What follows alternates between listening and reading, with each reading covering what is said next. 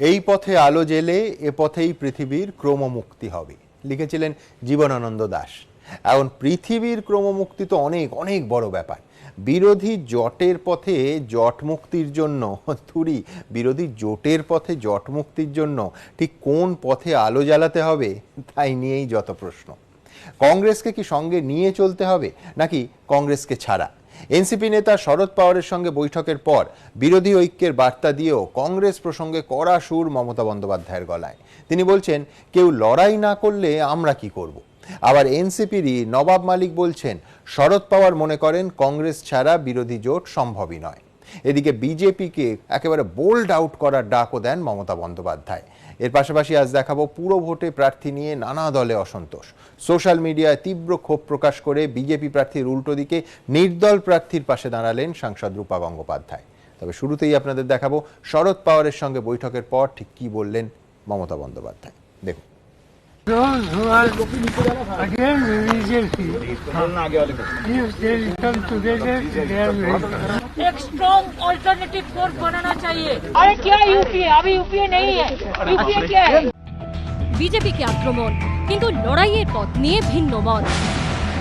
বিজেপির বিরুদ্ধে লড়াই হবে কংগ্রেসকে সঙ্গে নিয়ে না কংগ্রেসকে বাদ দিয়ে? এনসিপি প্রধান শরদ পাওয়ার এবং মমতা বন্দ্যোপাধ্যায়ের বৈঠকের পর দুজনের কার্যত ভিন্ন সুর এই প্রশ্নই উস্কে দিল রাজনৈতিক মহলে।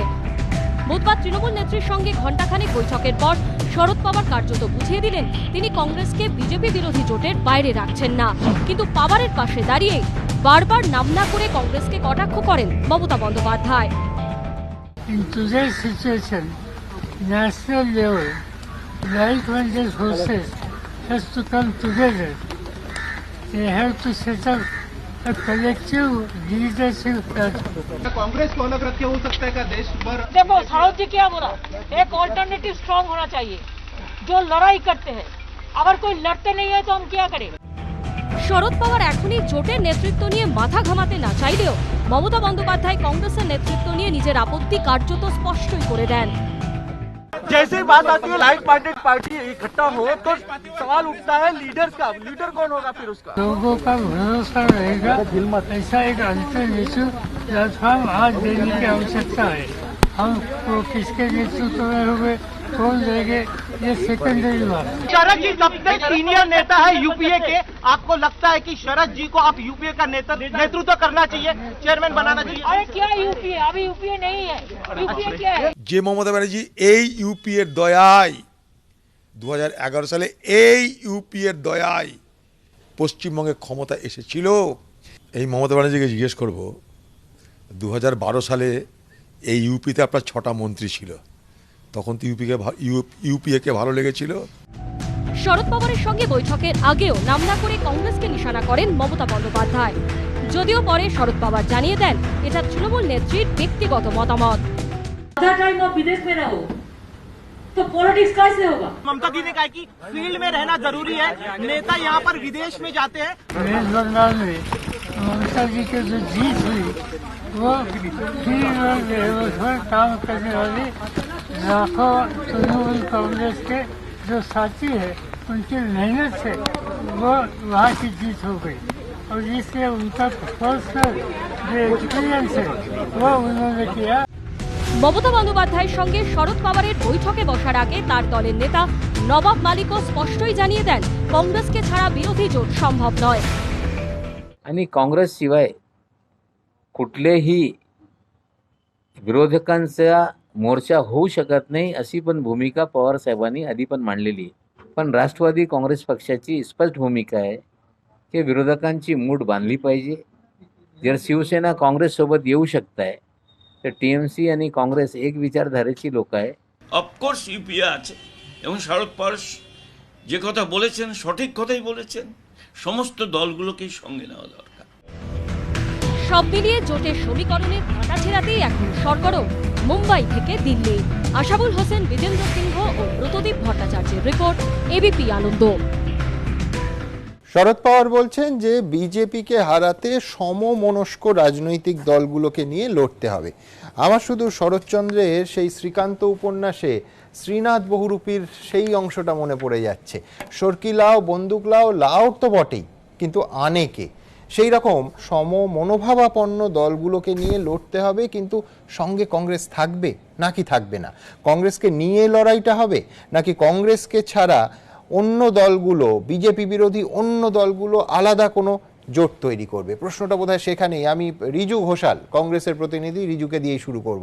রিজু, আমি বলছি মমতা বন্দ্যোপাধ্যায় এক পরিষ্কার ভাষায় বলেছেন যে ইউপিএ কি, কোথায় এখন ইউপিএ, ওরা যদি লড়তে না চায় কি করব, এবং অবশ্যই নাম না করে যা বলেছেন বলে দেওয়ার দরকার নেই যে কাকে উদ্দেশ্য করে বলেছেন। বারবার বিদেশে গেলে দেশে লড়াই করবে কি করে? রিজু ঘোষালের সময় শুরু এখন। প্রথমেই বলি, মমতা বন্দ্যোপাধ্যায় যে কাজটি করছেন একেবারে স্ট্র্যাটেজিক্যালি সব জায়গাতে গিয়ে, মমতা বন্দ্যোপাধ্যায় যদি বিজেপির বিরোধী হন তাহলে গিয়ে গোয়াতে কংগ্রেস ভাঙছেন কেন? মেঘালয়ে গিয়ে কংগ্রেস ভাঙছেন কেন? কোন বিজেপি সাংসদ বিধায়ককে মমতা বন্দ্যোপাধ্যায় ভাঙিয়ে নিয়ে এসে গোয়াতে বা মেঘালয়ে জয়েন করিয়েছে তার হিসেবটা দিক প্রথমে। এবং দ্বিতীয় কথা, সবথেকে ইম্পর্টেন্ট কথা যেটা, আজকে উনি বলছেন ইউপিএ কোথায়, ইউপিএ কোথায় আছে, ইউপিএ নেই, অমুক নেই, তমুক নেই। সমস্যাটা অন্য জায়গায়। সমস্যাটা হচ্ছে মমতা বন্দ্যোপাধ্যায় যে পলিটিক্যাল মার্কেটিংয়ে নেমেছে আর কি। মানে আমার ব্যাপার হচ্ছে, আমার ভালো মাছটা মানিকতলা বাজারে পাওয়া গেল না, আমি ছুটে গড়িয়াহাটে চলে গেলাম। গড়িয়াহাটে পাওয়া গেল না, ছুটে আমি উত্তর 24 পরগনায় কামারহাটি বাজারে চলে গেলাম। Mamata Bandyopadhyay is on forum shopping.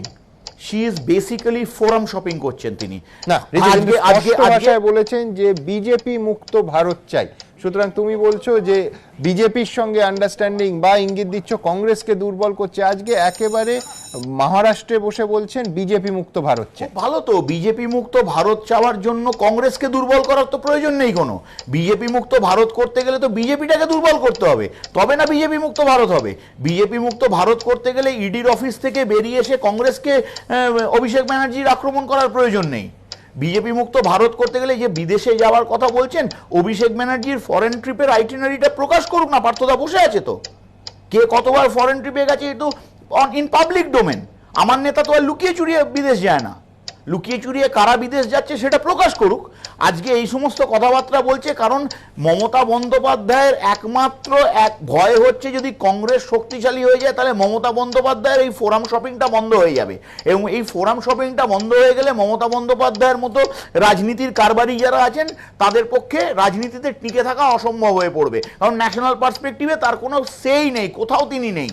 খালি দল ভাঙিয়ে অন্য দল থেকে বিধায়ক কিনে নিয়ে তো আর মানে পলিটিক্যাল রেকগনিশন পাওয়া যায় না। বলছে যে যদি বিজেপিকে দুর্বল করতে চায় তাহলে বিভিন্ন রাজ্যে কংগ্রেস কেন ভাঙাচ্ছে তৃণমূল কংগ্রেস? পার্থ ভৌমিক নিঃসন্দেহে উত্তর দেবেন।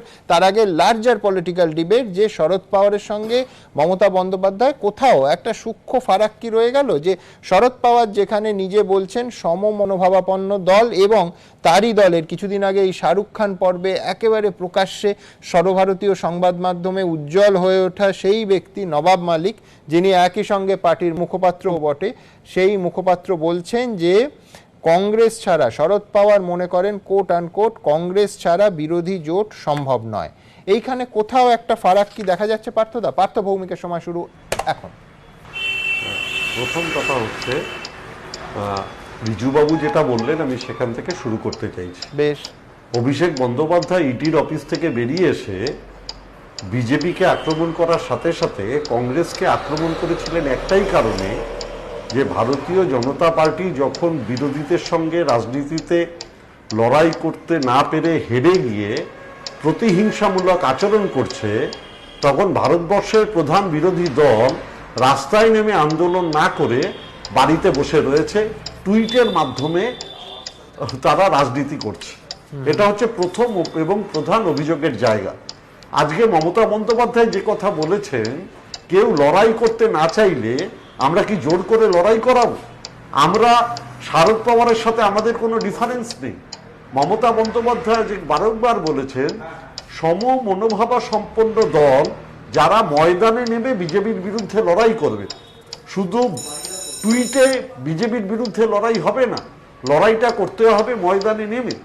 কংগ্রেসকে তৃণমূল দুর্বল করছে না, কংগ্রেসের যে নেতারা বিজেপির বিরুদ্ধে লড়াই করতে চায় তারা বুঝেছে কংগ্রেসের এই যে জাতীয় নেতৃত্ব যার কাঁধে, তার মাধ্যমে বিজেপির বিরুদ্ধে লড়াই করা যাবে না, অতএব তারা অল্টারনেটিভ প্ল্যাটফর্ম খুঁজছেন এবং সেখানে মমতা বন্দ্যোপাধ্যায়ের মুখকে তারা বেছে নিয়েছেন।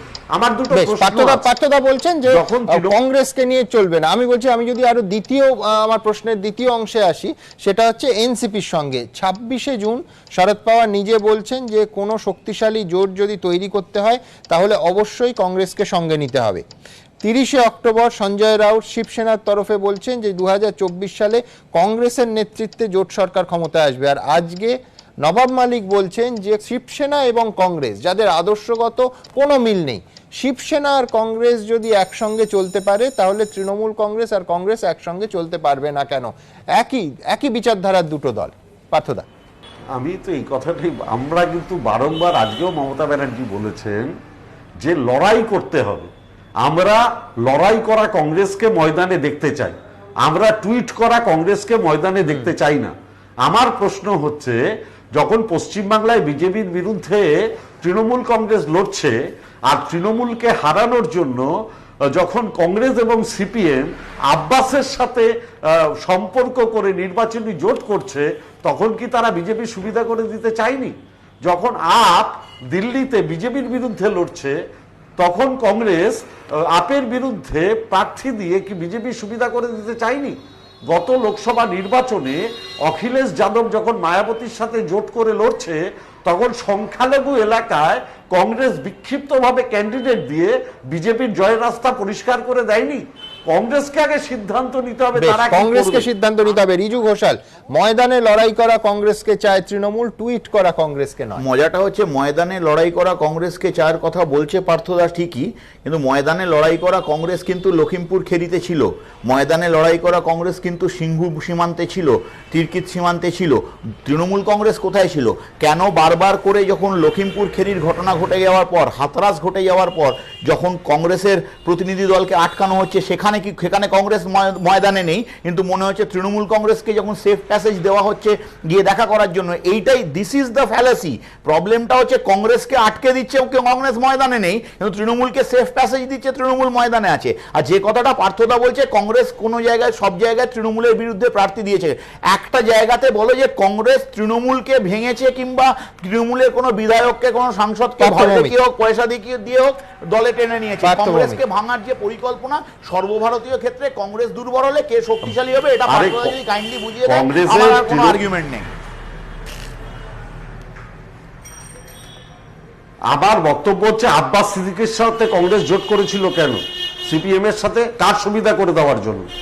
এটা যদি রিজুবাবু একটু ক্লিয়ার করে আমার সুবিধা। আমি উত্তর দিচ্ছি। আমার বক্তব্য হচ্ছে, অখিলেশ যাদব যখন লোকসভায় ক্যান্ডিডেট দেয় সংখ্যালঘু বেল্টে, কেন কংগ্রেস বেছে বেছে প্রার্থী দিয়ে বিজেপির জেতার সুবিধা করে দিয়েছিল? এটা যদি রিজুবাবু উত্তর দেয় খুব ভালো হয়। আমি এক্ষুনি বহরমপুরে গত 2016 সালের বিধানসভা নির্বাচনে মনোজ দা 84,000 ভোটে জিতেছিলেন। সেই অধীর বাবুর গড়ে বিজেপি এবার কি করে বিধায়ক পদে জিতলো? তাহলে লোকসভায় অধীর বাবু আর বিধানসভায় বিজেপি, এ ঐক্য কার স্বার্থে? এটা যদি রিজুবাবু একটু দয়া করে বলেন, তাহলে বাংলার মানুষ অন্তত বাধিত হবে। আমি তার আগে একটু বলি, আমি নিশ্চয়ই উত্তর দেবো। তার আগে আমি বলি যে অঙ্কের কথা আমাদের পার্থদা খুব সুন্দরভাবে বোঝানোর চেষ্টা করছে, যে পার্লামেন্টে অধীরবাবু এবং বিধানসভায় বিজেপি, তা 2019-এর অঙ্কটা কি একটু যদি আমায় বুঝিয়ে দেয়, তৃণমূল 22 আর বিজেপি 18, এই অঙ্কটা কার স্বার্থে এবং কার সুবিধার্থে হয়েছে সেটাও একটু বোঝাবার ব্যাপার আছে। এগুলো অঙ্ক আপনারা দুজন করবেন, আর মানুষ যারা ভোট দেবেন তাদের অঙ্কগুলো কোথায় যাবে? যাই হোক, জোকস অ্যাপার্ট, এই যে দ্বৈরথ আপনারা দেখলেন, এই দ্বৈরথ কিন্তু জাতীয় রাজনীতিতে সারাদিন চললো। তার কারণ মমতা বন্দ্যোপাধ্যায়ের একদিকে কংগ্রেসকে তীব্র আক্রমণ, অন্যদিকে কংগ্রেসের বক্তব্য যে নরেন্দ্র মোদীকে খুশি করার জন্য এই সব মন্তব্য করছেন মমতা বন্দ্যোপাধ্যায়। একেবারে পাশাপাশি জাতীয় রাজনীতির গোটা দিনের ছবিটা কংগ্রেসকে ঘিরে দেখুন। If somebody is afraid, even they cannot take a decision. They just waste the time and allow BJP to be powerful, more and more powerful. They are the TRP of BJP. প্রথমে গঙ্গা পার, তারপর গোয়ায় মান্ডবীর ধার, এরপর দিল্লিতে যমুনার পার, আর এবার আরব সাগরের পারে মুম্বাইয়ের মাটিতে ফের কংগ্রেসকে ঝাঁঝালো আক্রমণ করলেন মমতা বন্দ্যোপাধ্যায়। আর শুধু কংগ্রেসই নয়, নাম না করে রাহুল গান্ধীকেও নিশানা করলেন তৃণমূল নেত্রী। রাহুলকে আক্রমণ করতে গিয়ে প্রায়ই যে প্রসঙ্গ শোনা যায় বিজেপির গলায়, কার্যত তাই শোনা গেল মুখ্যমন্ত্রীর গলায়। अगर कोई कुछ करते ही नहीं है, आधा टाइम आप विदेश में रहो, तो पॉलिटिक्स कैसे होगा? पॉलिटिक्स में आपको कंटिन्यूअस एंडेवर देना चाहिए। দুদিনের মুম্বাই সফরে মমতা বন্দ্যোপাধ্যায় দেখা করলেন কংগ্রেসের দুই শরিক এনসিপি ও শিবসেনার শীর্ষ নেতৃত্বের সঙ্গে। কিন্তু গত কয়েক মাস ধরে তিনি ও অভিষেক বন্দ্যোপাধ্যায় যেভাবে কংগ্রেসকে লাগাতার নিশানা করছেন তার ব্যতিক্রম হলো না Mumbai সফরেও। Where there is no possibility, where Congress is not going to compromise, the fight means compromise means they are not fighting the battles. There BJP is growing. There we will not allow BJP to grow. There we have to work together. We will not tolerate that. We are waiting, we are watching since 6-8 years. But if somebody is not coming out openly, then somebody is to bail the cat. পাল্টা কংগ্রেসের দাবি নরেন্দ্র মোদীর মূল প্রতিপক্ষ কংগ্রেস ও রাহুল গান্ধী, আর তাই মোদীকে খুশি করতেই মমতা ধারাবাহিকভাবে কংগ্রেস আর রাহুলকে আক্রমণ করে চলেছেন। গরু পাচারের টাকা, কয়লা পাচারের টাকা রাখার জন্যে লোকে হয়তো বিদেশে যায়, আমাদের নেতারা কোনো কাজে নিশ্চয়ই বিদেশে যেতে হতে পারে। দ্বিতীয়ত ইটালিতে গেল, গান গাইল ওখানটায়, অসুবিধা কী আছে? এই যে কথাগুলো বলছে, মিলিয়ে দেখুন, মোদি আর বিজেপির সঙ্গে সুরে সুর মিলিয়ে এই কথাগুলো আসছে কংগ্রেসের বিরুদ্ধে বিদেশি ছাপ মারার জন্য। কংগ্রেসকে উনি অস্বীকার করতে চাইছেন, ইউপিএকে অস্বীকার করতে চাইছেন, বহমান রাখতে চাইছেন। এনডিএর অংশীদার হিসেবে মমতা ব্যানার্জি বিজেপির সঙ্গে ছিলেন, সেটাকেই বহমান রাখতে চাইছেন, তাতে মোদিজির ভরসা পেতে সুবিধে হয়। একদিকে কংগ্রেসের সঙ্গে লাগাতার দূরত্ব বৃদ্ধি, আর অন্যদিকে রাহুল গান্ধী প্রসঙ্গে নিজের মনোভাব আরো বেশি করে খোলসা করা। নিজের অবস্থান স্পষ্ট করলেন মমতা বন্দ্যোপাধ্যায়, আর তার এই অবস্থানের নেপথ্যে কারণটা কি তা নিয়ে রাজনৈতিক মহলে জোর বিতর্ক। আশাবুল হোসেন, বিজেন্দ্র সিংহ, এবিপি আনন্দ। আমি নবেন্দু বন্দ্যোপাধ্যায়ের কাছে যাব। নবেন্দুবাবু, আপনারা একসময় বলেছিলেন, একেবারে 2014 আগে স্লোগান উঠেছিল কংগ্রেস মুক্ত ভারত চাই। আজকে একাধিকবার মমতা বন্দ্যোপাধ্যায় বললেন যে বিজেপি মুক্ত ভারত চাই, এবং পররাষ্ট্রনীতির যাবতীয় সমস্যা, অর্থনীতির যাবতীয় সমস্যা, বিকেন্দ্রীকরণের যাবতীয় সমস্যা সমস্ত মিটে যাবে যদি বিজেপির বিদায় হয়। পাশাপাশি সেই অভিযোগও করলেন যে বহু আঞ্চলিক দলকে এজেন্সি দিয়ে চুপ করিয়ে রাখার পরিকল্পনা করেছে বিজেপি। তৃণমূলের মতো কেউ কেউ মুখ খুলছে সমস্ত কিছু সত্ত্বেও, কেউ কেউ নীরব রয়েছে। নবেন্দুবাবুর সময় শুরু এখন। দেখুন, মমতা ব্যানার্জি একটা রাজনৈতিক কথাবার্তা বলেছেন, এটা সবাই জানে যে মমতা ব্যানার্জি মানে সবাই বলে থাকে যে বিজেপিকে মমতা ব্যানার্জি নিয়ে এসছে, কিন্তু বিজেপির জন্ম 1952 সালে এবং বিজেপি তখন থেকে আসে, বরঞ্চ মমতা ব্যানার্জিকে তৈরি করেছে বিজেপি। বিজেপির হাত ধরে না এলে বিজেপির এই তৃণমূলের অস্তিত্বই থাকতো না এবং তৈরিও হতো না। সুতরাং এটা একটা অন্যরকম কথাবার্তা রাজনীতিতে চলে, এটা একদমই সত্য নয়। আর সেকেন্ড জিনিসে যেটা আসি, আমরা মমতা ব্যানার্জিকে প্রত্যেকবারই দেখেছি যে আমরা 2014 আগেও দেখেছি যে উনি 12 এবং 13-তে আমাদের হঠাৎ বেরিয়েছিলেন যে উনি আবার প্রধানমন্ত্রী হবেন বলে, এবং দেখাও গেছে যে হঠাৎ গিয়ে ওই দৌড় থেমে গেছে। 2014-তে নরেন্দ্র মোদী কীরকমভাবে জিতে এসছেন আমরা সবাই দেখেছি। এবং 2019-এ উনি যেহেতু এত দুর্নীতির মধ্যে যুক্ত ছিলেন, উনি আর 19-এ সেই যে ব্যাপারটা করতে পারেননি। আবার উনি 2021-এ একটু অক্সিজেন পেয়ে যেহেতু 213টা সিট পেয়েছেন, উনি ভাবছেন নিজের ঢাক নিজে পেটাতে শুরু করেছেন এবং সারা ভারতবর্ষে ঘুরে বেড়াচ্ছেন, কেউ ওনাকে পাত্তা দিচ্ছে না এবং উনি খালি নিজের পাত্তা নিজে পেতে চাইছেন। সুতরাং এই জিনিস চলতে থাকবে, এটা ওনার অ্যাকচুয়ালি অন্য কিছু নয়।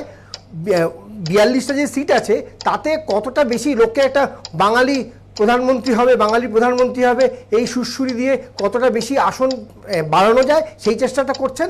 কারণ ওনার যদি বাঙালির প্রতি এতটাই প্রীতি থাকবে, তাহলে উনি এর আগে যখন আমাদের রাষ্ট্রপতি ওই সময় আমাদের প্রণববাবুকে উনি বিরোধিতা করেছিলেন, কারণ প্রথমবার বাঙালি রাষ্ট্রপতি হওয়ার কথা ছিল, উনি বিরোধিতা করে প্রণববাবুর এগেনস্টে কথা বলেছিলেন, সেটা আমরা সবাই দেখেছি। সুতরাং উনি বাঙালি ঠাঙালি কিছু নয়, উনি ওনার নিজের ঢাক নিয়ে বেরিয়েছেন।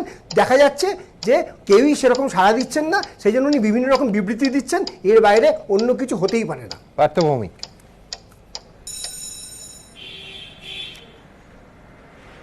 না অ্যাকচুয়ালি নবেন্দ্রবাবু যেটা বললেন ভাষা কথা, বিজেপি প্রথম বাংলার বুকে প্রতিষ্ঠিত হয়েছিল জ্যোতিবাবুর হাত ধরে, যখন বিশ্বনাথ প্রতাপ সিং, জ্যোতিবাবু এবং অটল বিহারী 1952টা ভুলে গেছেন জনসংঘ? এবং সেই সময় জনসংঘ ভুলে গেছেন না? আপনারা কি জনসংঘটা ভুলে গেছেন পার্থবাবু? জনসংঘ তার আগে আমি বিজেপির কথা বলছি। না, বিজেপি কোত্থেকে এসছে? আমি আপনি যদি ইতিহাস আমি বলছি জন্ম বৃত্তান্ত নিয়ে তো এক্স্যাক্টলি এই শো নয়। আমরা দ্রুত একবার আজকে মমতা বন্দ্যোপাধ্যায় বিজেপি নিয়ে কি বললেন এবং বিজেপির তরফে কি প্রতিক্রিয়া একদম পাশাপাশি একটু দেখিয়ে নি।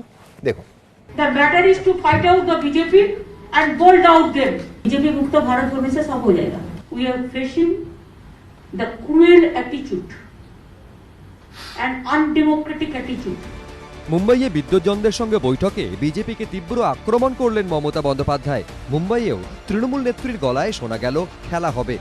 এদিনের অনুষ্ঠানে উপস্থিত ছিলেন জাভেদ আখতার, মহেশ ভাট, সোয়ারা ভাস্কর, কুবরা সাইদ, রিচা চাড্ডার মতো তারকারা। সেখানেই মুখ্যমন্ত্রীর প্রশংসা করেন অভিনেত্রী সোয়ারা। থ্যাংক ইউ ফর খেলা হয়ে গেছে, দিদি রেখে দিয়েছে, we are all very grateful. এরপর মমতা বন্দ্যোপাধ্যায়ের গলাতেও উঠে আসে খেলা হবে। খেলা হয়ে গেছে না, খেলা হবে আবার, খেলা হবে।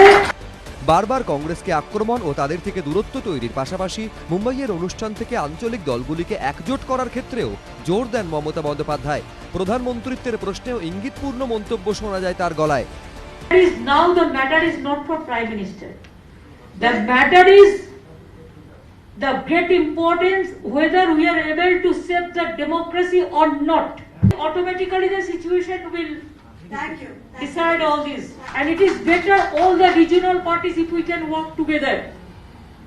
Regional party build up the national party. If all the regional parties are together, it is a very easy game to defeat the BJP. There are some regional parties in the state, they are in power. They are afraid of BJP because of CBI, ED and all. What we can fight, they cannot fight. দেখুন, ওরা নিজেরা দিশেহারা হয়ে গেছে। Vote এখনো 2024 আসবে। মমতা ব্যানার্জি এখনই প্রধানমন্ত্রী হতে চাইছে। মুশকিল এইখানটাতেই। গাছে কাঁঠাল গোপে তেল করলে কি করব?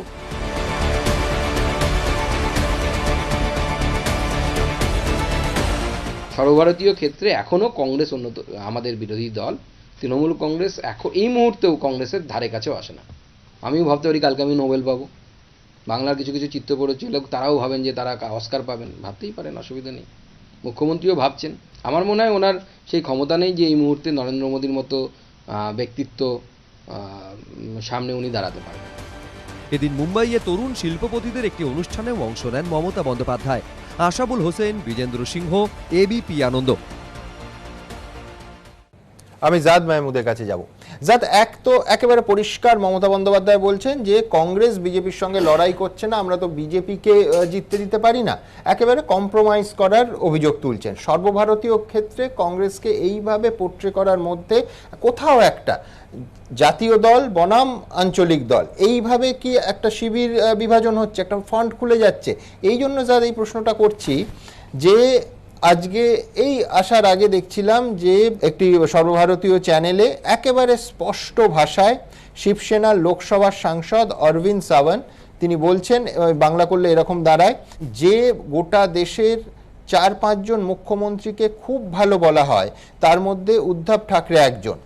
আমরাও মনে করি যে উদ্ধব ঠাকরের প্রধানমন্ত্রী হওয়া উচিত, এর মধ্যে দোষের কিছু নেই। মানে কোথাও দেখো প্রত্যেকটা দল তাদের নিজস্ব নেতাকে, খুব যারা জনপ্রিয় নেতা তাদের প্রধানমন্ত্রী হিসেবে পোট্রে করার একটা প্রক্রিয়া কিন্তু শুরু হয়ে গেছে এবং এখন থেকেই শুরু হয়েছে। মানে বিষয়টা যা এইরকম হয়ে যাবে না তো যে কয়েকটা আঞ্চলিক দলের বিজেপি বিরোধী জোট এবং কংগ্রেসের নেতৃত্বে আরেকটা বিজেপি বিরোধী জোট এবং প্রত্যেকের একটা পছন্দের প্রধানমন্ত্রী, যাদের সময় শুরু এখন। হ্যাঁ, প্রথমেই বলি যে এই যে অবস্থাটা যে কয়েকটা আঞ্চলিক দলের বিজেপি বিরোধী জোট, কংগ্রেসের নেতৃত্বে একটা বিজেপি বিরোধী জোট, সবচেয়ে আনন্দিত হবে বিজেপি। তার কারণ বিরোধী ভোটের এই ভাগটা এনশিওর্ড হয়ে যাবে। এখন আমি যদি এটা মেনে নিই যে অর্থনীতি, গণতন্ত্র, সাম্প্রদায়িকতার প্রশ্নে বিজেপিকে সরাতে হবে, এখন বিজেপিকে সরানোর যে উদ্দেশ্য সেখানে আমরা দেখতে পাচ্ছি শরদ পাওয়ার বা মমতা বন্দ্যোপাধ্যায় অতটা অবধি একমত, কিন্তু তারপরেই যেখানে বিরোধটা হচ্ছে এই সরানোর ক্ষেত্রে কার নেতৃত্বে সরানো হবে। এবং এইখানেই বিজেপির সুবিধে, আমি বলছি প্রচারের সুবিধে, সেই TINA factor, there is no alternative, আমাদের মোদি আছে, তোমাদেরকে, কারেক্ট। এবং এখানেই হচ্ছে যে একটা দেখুন, মমতা বন্দ্যোপাধ্যায়ের জাতীয় রাজনীতিতে ভূমিকা নেওয়ার ইচ্ছেটা একেবারেই সঠিক। তিনি রাজনীতি করছেন, দল করেছেন, পশ্চিমবঙ্গে এত বড় একটা নির্বাচনে বিজেপিকে হারিয়েছেন, যেখানে প্রধানমন্ত্রী এতবার এসেছিল। এই ইচ্ছেটার মধ্যে কোনো ভুল নেই এবং রাজনৈতিক দল নিজের প্রভাব বিস্তার করবে। কিন্তু তৃণমূল যেভাবে ভারতবর্ষে প্রভাবটা বিস্তার করছে, দেখুন রিজু যেটা বলছিলেন তার মধ্যে তো একটা বাস্তবতা আছে। এমন নয় যে মেঘালয়ে গিয়ে, গোয়ায় গিয়ে, ত্রিপুরায় গিয়ে বহুদিন ধরে আন্দোলন করে সংগঠন গড়ে তুলে হচ্ছে তৃণমূল সেখানে জায়গা করছে।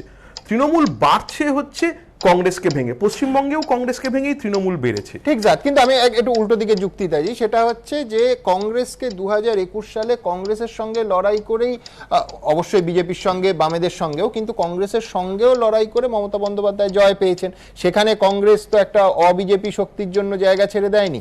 তাহলে একটা আঞ্চলিক দল, তারা তাদের উচ্চাকাঙ্ক্ষা হতেই পারে যে আমি অন্য রাজ্যে বিস্তার করব, তার মধ্যে দোষের না, দোষের তো কিছু নেই। কিন্তু এই যে প্রক্রিয়াই হচ্ছে, প্রথম কথা হচ্ছে এই দল ভাঙিয়ে করার প্রক্রিয়াটা আমি ব্যক্তিগতভাবে পছন্দ করি না। বিজেপি যখন এখানে করছিল তার বিরুদ্ধেও বলেছি, আর আজকে যদি তৃণমূল অন্য কোথাও করে তার বিরুদ্ধেও বলবো। কিন্তু সমস্যাটা যেটা হচ্ছে যে ভারতবর্ষের বাস্তবতায় তৃণমূল যে প্রক্রিয়ায় বাড়ছে, হয়তো 2030, হয়তো 2034, হয়তো 2040-এর নির্বাচনে হচ্ছে তৃণমূল হচ্ছে প্রধান বিরোধী মুখ হতে পারে।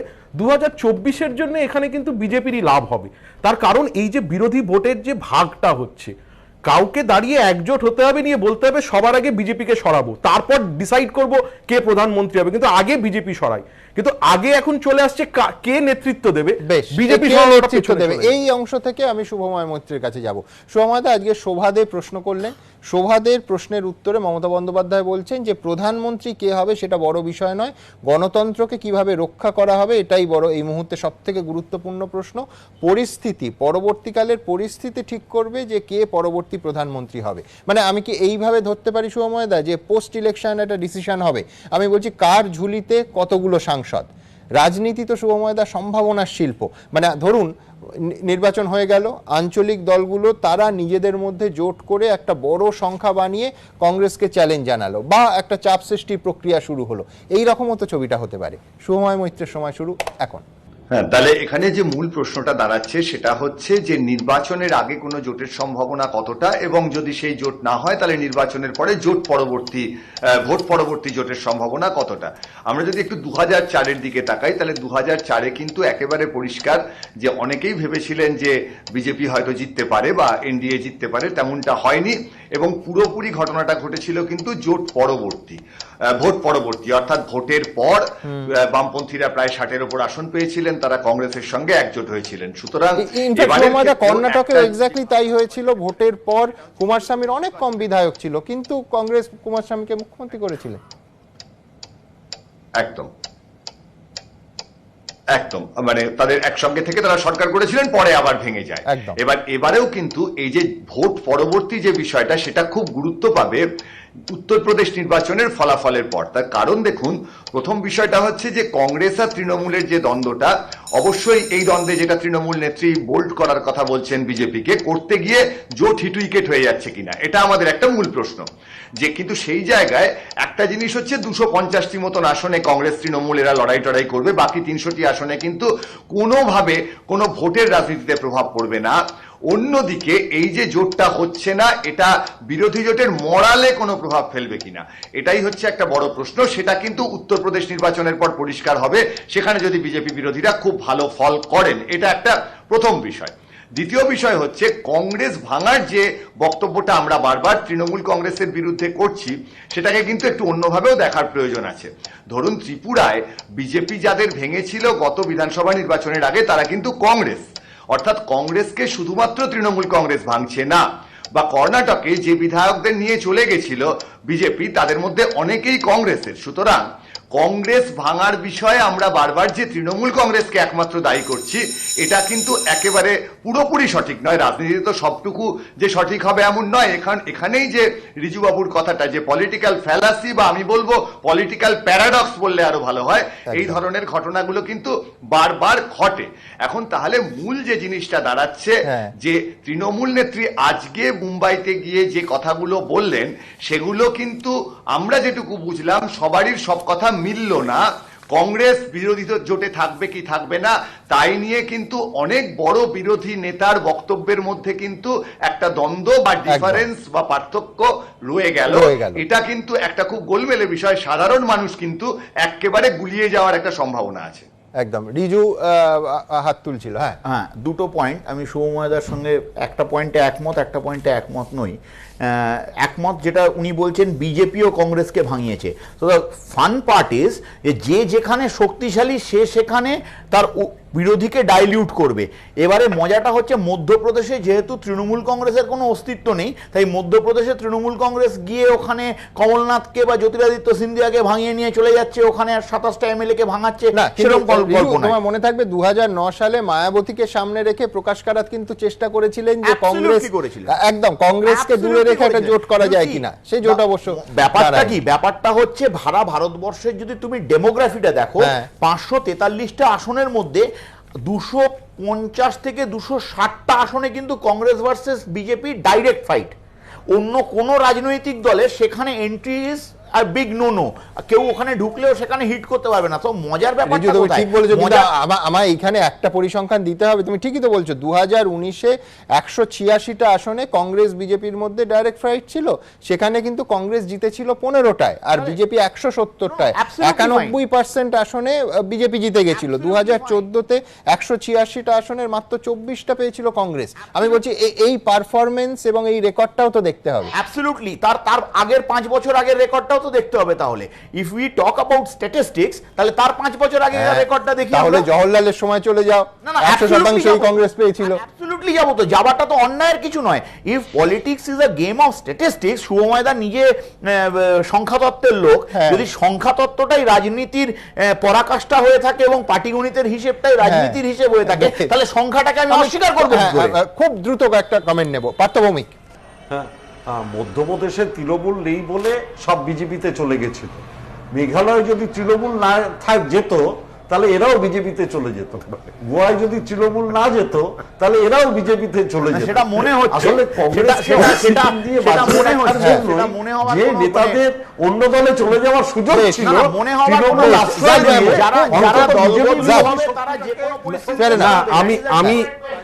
আমি মমতা বন্দ্যোপাধ্যায়ের একটা বক্তব্য ঠিকই, এবং যেটা পার্থদাও বলছিলেন যে কংগ্রেস দুর্বল এবং সেই দুর্বল, কিন্তু বাস্তব হচ্ছে আমি কি 2000 তৃণমূল নিজেকে জাতীয় দল হিসেবে প্রতিষ্ঠিত করুক কোনো ব্যাপার না, বিজেপিকে সরাক, কিন্তু 2024 যদি নির্বাচনের ফল হয় তাহলে 2 বছরের মধ্যে যেটা হবে সেটা হচ্ছে এই বিরোধী জোটটা দুর্বল হবে এবং তাতে বিজেপির লাভ। এতে হয়তো 10 বছর 15 বছর পর হয়তো তৃণমূল ভালো ফল পাবে, কিন্তু 2024-কে তাহলে সামনে রাখবে। দ্রুত প্রতিক্রিয়া, শুভময় মৈত্র। হ্যাঁ, রিজুবাবুদের দলের বিরুদ্ধে একটা অভিযোগ থাকছেই সবসময় যে তাদের নেতৃত্ব কতটা পথে নেমে লড়াই করছেন, এই প্রশ্নটা কিন্তু থাকছে, তথ্যের ভিত্তিতেই এই প্রশ্নটা থাকছে। কিন্তু অন্যদিকে যেটা হচ্ছে সেটা হচ্ছে কংগ্রেস মুক্ত ভারত গড়ার পথে বিজেপি ঠিক যে ধরনের কৌশল নিয়েছিল, তৃণমূল একেবারেই সেই ধরনের একটা কৌশল নিচ্ছে। এটা কিন্তু বিরোধী জোটের পক্ষে খুব গোলমেলে একটা বিষয়। একেবারেই। আমি এনসিপির তরফে প্রবোধ চন্দ্র সিনহা, যিনি বামফ্রন্টে ছিলেন, একসময় প্রাক্তন পরিষদীয় মন্ত্রী ছিলেন, তিনি এখন এনসিপির পশ্চিমবঙ্গের প্রেসিডেন্ট, আমি তার কাছে যাব।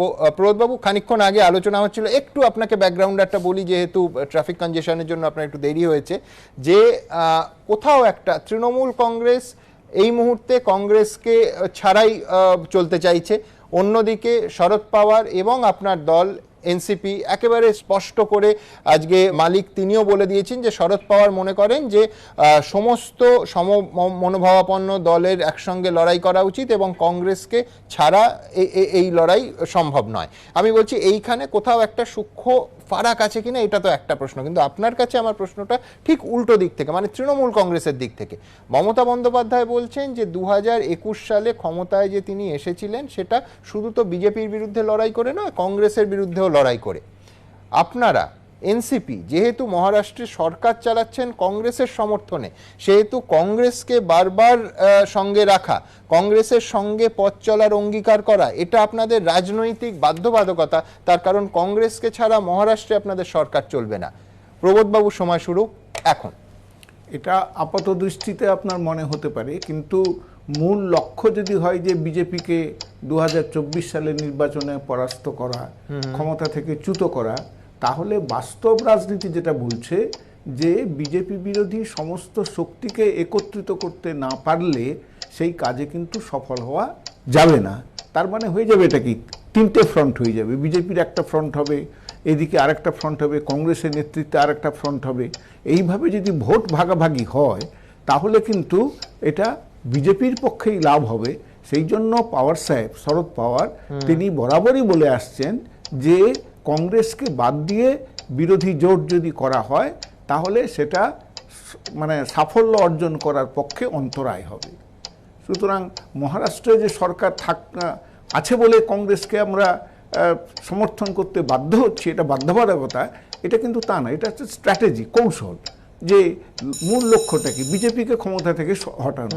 বিজেপিকে ক্ষমতা থেকে হটাতে গেলে তাহলে এইটা পারা যাবে কিনা, কারণ কংগ্রেসের সাথেও কিছু দল থাকবে।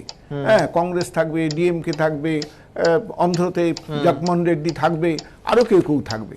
তাহলে এই যদি পরিস্থিতি হয় তাহলে ভোট তো তিনটে ভাগ হয়ে যাবে এবং সেক্ষেত্রে তো বিজেপির সুবিধা হয়ে যাবে। সেই জন্য পাওয়ার সাহেব যে কথাটা বলছেন বারে বারে যে সমস্ত বিজেপি বিরোধী দলকে একত্রিত করে লড়তে হবে। প্রদীপবাবু, আমি বলছি যে তাহলে এইখানে তৃণমূল কংগ্রেসের সঙ্গে যে মতের ফারাকটা, এটা তো বিজেপি বিরোধী জোটের ক্ষেত্রে সব দল অন্তত কিছু কিছু ইস্যুতে এজেন্ডা ভিত্তিক হলেও একমত হওয়াটা জরুরি। এখান থেকে এনসিপি বা তৃণমূল কংগ্রেসকে সঙ্গে নেয়া বা না নেয়া নিয়ে যে মতভেদটা আজকে গোটা দিন দেখা গেছে, স্টুডিওতেও দেখা যাচ্ছে, সেই ফারাকটা, সেই ফাটলটা জুড়বেন কি করে প্রবোধবাবু? সেটা ধাপে ধাপে আলাপ আলোচনার মাধ্যমে বাস্তব রাজনৈতিক দৃষ্টিভঙ্গিতে এগিয়ে আসতে হবে। যে কথাটা একটু আগে একজন বলছিলেন যে এই নির্বাচনে না, এই স্ট্র্যাটেজি তৃণমূলের, এই নির্বাচন যদি নাও হয় পরের দিকে সফলতা দিতে পারে, কিন্তু এই নির্বাচনে যদি সফলতা আনতে হয় তাহলে বাস্তব রাজনীতিটাকে অনুধাবন করে এগোতে হবে একেবারে। এই রিয়েল পলিটিক্সের প্রশ্নে আমি পার্থ ভৌমিকের কাছে গিয়ে তার প্রতিক্রিয়া নেব। এনসিপি নিজের বক্তব্য পরিষ্কার করে দিল, মহারাষ্ট্রেও পশ্চিমবঙ্গেও। পার্থ ভৌমিক, পার্থদা। না, আমার বক্তব্য উত্তরপ্রদেশের নির্বাচনে আপনাদের কাছে ক্লিয়ার হয়ে যাবে যে কংগ্রেস অ্যাকচুয়ালি কার সুবিধা করে দিতে চাইছে। কারণ উত্তরপ্রদেশে ভারতীয় জনতা পার্টির প্রথম এবং প্রধান প্রতিদ্বন্দ্বী হচ্ছে অখিলেশ যাদব। আপনি দেখুন কংগ্রেসের ভূমিকা কি হয়। কংগ্রেস বিভিন্ন জায়গায়, বিভিন্ন রাজ্যে আঞ্চলিক দলগুলোর বিরুদ্ধে প্রার্থী দেবে আর লোকসভার সময় বলবে আমাকে সামনে রেখে জোট করো। কংগ্রেসের এই দ্বিচারিতা বিভিন্ন রাজ্যে আঞ্চলিক দলগুলো মানবে কেন? শত লড়াই করে 54টা সিট, 2014, 2019, যার ক্ষমতা নেই ভারতীয় জনতা পার্টির বিরুদ্ধে লড়াই করা, সেই মুখকে সামনে রেখে কতবার আমরা ফেল করব? আমরা তো পাশ করতে চাই। আমরা ভারতীয় জনতা পার্টিকে ভারতবর্ষের মস্তক থেকে সরাতে চাই। তার জন্য আমরা ফেল করা ছাত্রকে নিয়ে লড়লে উত্তরপ্রদেশের উদাহরণ আপনি দিচ্ছেন, উত্তরপ্রদেশে সমস্ত বিজেপি বিরোধী শক্তি যদি এককাট্টা হতো তাহলে তো চ্যালেঞ্জের জায়গাটা অনেক বেটার হতে পারতো। আজকের দিনে দাঁড়িয়ে যদি সাপা, বাসপা, কংগ্রেস, আপ একসঙ্গে লড়াই করত তাহলে তো বিজেপির জয়ের সম্ভাবনা অনেক অনেক কমতো। আমি তো সেটাই বলছি, কংগ্রেসের কি ভূমিকা হয় দেখুন। তাহলে কে বিজেপি সুবিধা করে দেবে আপনি উত্তরপ্রদেশের নির্বাচনেই বুঝে যাবেন, সারা ভারতবর্ষের মানুষ বুঝে যাবে কংগ্রেসের উত্তরপ্রদেশে কি ভূমিকা হয়। দয়া করে ভারতবর্ষের মানুষ একটু দেখুক। নবেন্দুবাবু অনেকক্ষণ ধরে কিছু বলতে চাইছেন। হ্যাঁ, আমি পার্থবাবুকে জিজ্ঞেস করছি, আমি কিছুদিন আগে শুনেছিলাম যে ওনারা নাকি উত্তরপ্রদেশে লড়বেন বলে ঠিক করেছেন, তো ওনাদের এই ব্যাপারে কি আছে? এবং আমরা এটা জানি যে লোকসভা ইলেকশনে উত্তরপ্রদেশে একটা বড় ভূমিকা থাকে এবং উত্তরপ্রদেশ থেকে যে ম্যাক্সিমাম সিটটা আনতে পারে সেই আগামী দিনে সরকার গঠন করে। তো ওনাদের উত্তরপ্রদেশ মিশনটা কি? না, কালকে স্পষ্ট করে দিয়েছেন মমতা বন্দ্যোপাধ্যায়, আজকেও সম্ভবত বললেন যে এই ভোটে উত্তরপ্রদেশে তৃণমূল কংগ্রেস কোনো প্রার্থী দেবে না। কালকে বললেন, আগের তো অন্যরকম ছিল না। আসলে ওনারা জানেন যে ওনারা ওখানে দাঁত ফোটাতে পারে। হ্যাঁ, একটা কথা কিন্তু একটা কথা বারবারই উঠছে, যেটা হচ্ছে যে একটা কথা বারবারই উঠছে যে জোটবদ্ধ হয়ে গেলেই বিরোধী জোটের ভোট বাড়বে পাটিগণিতে, এটা কিন্তু সবসময় সত্যি কথা নয়। অর্থাৎ উত্তরপ্রদেশ নির্বাচনে এমন হতেই পারত যে কংগ্রেস সপার সঙ্গে থাকলে সপার হয়তো অসুবিধে হতো বেশি, কারণ যারা কংগ্রেসকে ভোট দিতেন এমন অনেক মানুষ কংগ্রেস সপার সঙ্গে যাওয়ায় বিজেপিকে ভোট দিলেন। সুতরাং রাজনৈতিক এই যে এক দলের সঙ্গে অন্য দলের যে সম্পর্ক, এই সম্পর্ক কিন্তু সবসময় জোট রাজনীতিতে একদম সৌম্যদা এইটা নিয়ে আমি রিজুর কাছে যাব। রিজু, একদম আমার 2017 মনে পড়ছে, সাপা আর বাসপা, সমাজবাদী পার্টি, বহুজন সমাজ পার্টি, অখিলেশ যাদব আর 17 সমাজবাদী পার্টি আর কংগ্রেস এই একসঙ্গে যদি, বা পরবর্তীকালে যখন মায়াবতী অখিলেশ একসঙ্গে এসেছিল, কোনো পাটিগণিতের ক্ষেত্রে লাভ হয়েছিল, কিন্তু ভোটের রেজাল্ট বেরোলে ইভিএম খুললে দেখা গেল কোনো লাভ হয়নি। এটাও আবার ভারতীয় সংসদীয় রাজনীতির বাস্তবতা। রিজু, না, এখানে দুটো জিনিস বলার আছে। একটা হচ্ছে, তুমি যদি হিস্টোরিক্যালি দেখো, সপা বলো কিংবা তৃণমূল কংগ্রেস বলো কিংবা বিএসপি বলো, হিস্টোরিক্যালি এদের জন্ম হয়েছে কিন্তু কংগ্রেস বিরোধিতা থেকে। ফলে যে ন্যারেটিভটাই বিজেপি প্লাস হচ্ছে, কেন তৃণমূল কংগ্রেসের এই অ্যাডভেঞ্চারাস জিনিসটা মানে সারা ভারতবর্ষে বিজেপিকে শক্তিশালী করবে, বিকজ কংগ্রেস যে ন্যারেটিভটা বিজেপি সেট করছে, বিজেপি কি বলছে? বিজেপি বলছে দেখো দেখো এত বছর ধরে এরা একে অপরের বিরোধিতা করেছে, কংগ্রেস বিরোধিতা করে মুলায়ম সিং যাদব হয়েছে, এখন দেখো অখিলেশ আর কংগ্রেস একসঙ্গে এসে গেলে, এটা রিজু কিন্তু এই রাজ্যে এরকম একটা ন্যারেটিভ সেট হয়েছিল, সেটা বিজেপি সেট করেনি। যে বাম বিরোধিতার জায়গা থেকে কংগ্রেস লড়াই করেছিল, সেই বাম আর কংগ্রেস একসঙ্গে চলে হয়েছে তো। Now the fact of the matter remains যে এই জিনিসটাকে সবসময় হয়তো ভোটাররা ভালো চোখে দেখছে না বলেই হয়তো একটা অল্টারনেটিভ হিসেবে একটা সিঙ্গেল লার্জেস্ট পার্টিকে বেছে নিচ্ছে। কথা হলো, আমি একদম সাধারণ মানুষ কি ভাবছেন তাতে আসবো। আপনারা জানেন আমাদের ভেরিফাইড টুইটার এবং অ্যাকাউন্ট, সঙ্গে সুমন @IM সুমন দে। দ্রুত আমি কয়েকটা মন্তব্য নেব, তারপর আরেকটা প্রতিবেদন নিয়ে আসবো আপনার কাছে। সৌরভ রায় তিনি লিখছেন, ইউপিএ কে অস্বীকার করে নতুন বিরোধী জোটের স্বপ্ন দেখছেন মমতা। সৈকত বর্মন লিখছেন, কংগ্রেসের দিশাহীন রাজনীতি বিরোধীদের পথ দেখাতে পারবে না। অরিজিৎ নাথ লিখছেন, বিরোধী ঐক্যে নানাভাবে ফাটল ধরিয়ে বিজেপিকে সুবিধে করে দিচ্ছেন মমতা। সাত্তকী হাজরা লিখছেন, প্রকৃত বিজেপি বিরোধী জোরালো ভাবমূর্তি রয়েছে একমাত্র মমতা বন্দ্যোপাধ্যায়েরই। গৌতম কুমার বন্দ্যোপাধ্যায় লিখছেন, আমাদের দেশে প্রকৃত বিরোধী জোট কখনোই সম্ভব নয়। সাকির আলী লিখছেন, কোন রাস্তা ধরে মমতা বন্দ্যোপাধ্যায় যেতে চাইছেন সেটা এখনো পরিষ্কার নয়। গৌতম বাগুই লিখছেন, মহাজোট দুর্বল হলে বিজেপি 24-এর নির্বাচনের আগেই গেরুয়া আবির খেলতে পারে। আমি পরের প্রতিবেদনে আসব, যে প্রতিবেদন এই এতক্ষণ যে আলোচনাটা হলো তার থেকে কিছুটা ভিন্ন সুরে। তার কারণ কংগ্রেসের নেতৃত্বে যে বিরোধী বৈঠক, প্রথম দিন 11 দলে, তারপর 16 দলে, সেখানে তৃণমূল কংগ্রেস অবশ্যই অংশগ্রহণ করেনি। ওয়াকআউট না, একসঙ্গে নয়, 11 মিনিট পরে ওয়াকআউট করেছিল তৃণমূল। আজকে অবশ্য রাহুল গান্ধীর পাশে দেখা গেল তৃণমূল সাংসদদের। কি বলছেন তারা, দেখুন। एक ऑल्टरनेटिव स्ट्रांग होना चाहिए जो लड़ाई करते हैं, अगर कोई लड़ते नहीं है तो हम क्या करें। মুম্বাইয়ে দাঁড়িয়ে বিরোধী জোটকে শক্তিশালী করার ডাক দিয়েও নাম না করে কংগ্রেসকে নিশানা করলেন মমতা বন্দ্যোপাধ্যায়। আর এদিনই দিল্লিতে কংগ্রেস সহ বিরোধীদের বিক্ষোভে শুরু থেকে সুর মেলালো তৃণমূল। রাহুল গান্ধীর সঙ্গে দাঁড়িয়ে বিক্ষোভ দেখালেন তৃণমূলের সৌগত রায়, মহুয়া মৈত্ররা। বাদল অধিবেশনে বিশৃঙ্খলার অভিযোগে শীতকালীন অধিবেশনে সাসপেন্ড করা হয়েছে রাজ্যসভার 12 জন বিরোধী সাংসদকে। এই সিদ্ধান্তের প্রতিবাদে সোমবার প্রথমে যৌথ বিবৃতি দেয় 12টি বিজেপি বিরোধী দল, যেখানে তৃণমূলের নাম ছিল না। মঙ্গলবার কংগ্রেস সাংসদ মল্লিকার্জুন খার্গের ঘরে বৈঠকে বসে 16টি বিরোধী দল, সেখানেও গড়হাজির ছিল তৃণমূল। রাজ্যসভার চেয়ারম্যান সাসপেনশন প্রত্যাহার না করায় 16টি বিরোধী দল একসঙ্গে রাজ্যসভা থেকে ওয়াকআউট করে। তৃণমূল সাংসদরা তাদের সঙ্গে বেরোননি, 10 মিনিট পর তারা আলাদাভাবে ওয়াকআউট করেন। এরপর শেষমেশ গান্ধী মূর্তির পাদদেশে 16টি বিরোধীদের ধর্নায় অংশ নেন তৃণমূল সাংসদরা। বুধবার এই ইস্যুতে বিরোধীরা ফের গান্ধী মূর্তির নিচে একত্রিত হয়ে বিক্ষোভ দেখান। অভিযোগ উঠতে শুরু করে আদতে নরেন্দ্র মোদীকে সুবিধে করে দিতে ঐক্যবদ্ধ বিরোধীদের থেকে দূরে থাকছে তৃণমূল। এই প্রেক্ষাপটে বুধবার শুরু থেকে কংগ্রেসের নেতৃত্বে ঐক্যবদ্ধ বিরোধী সাংসদদের সঙ্গে অংশ নেন তৃণমূল সাংসদরা। রাহুল গান্ধীর সঙ্গে দাঁড়িয়ে মোদী সরকারের বিরুদ্ধে স্লোগান দেন সৌগত রায়, মহুয়া মৈত্র। তৃণমূল অবশ্য কংগ্রেসের সঙ্গে বিক্ষোভের বিষয়টিকে আলাদা করে গুরুত্ব দিচ্ছে না, যদিও কংগ্রেস এ নিয়ে কটাক্ষ করতে ছাড়েনি। আজ সকালে আমরা গিয়েছিলাম, অন্য পার্টিরা এসছে, আমাদের সাথে তাদের ঝগড়ার কোনো বিষয় নেই। ওরা যদি একই ইস্যুতে ডেমনস্ট্রেট করবে, আমরা তো আপত্তি করছি না। আমরা আলাদা করে আমরা মিটিং ডেকে সবাইকে একটা কোর্স অফ অ্যাকশন বলে দেবো, এর মধ্যে আমরা যেতে চাই না। তৃণমূল কংগ্রেস তার নিজেদের মতো করে যে অন্যায় হয়েছে তার প্রতিবাদ করবে।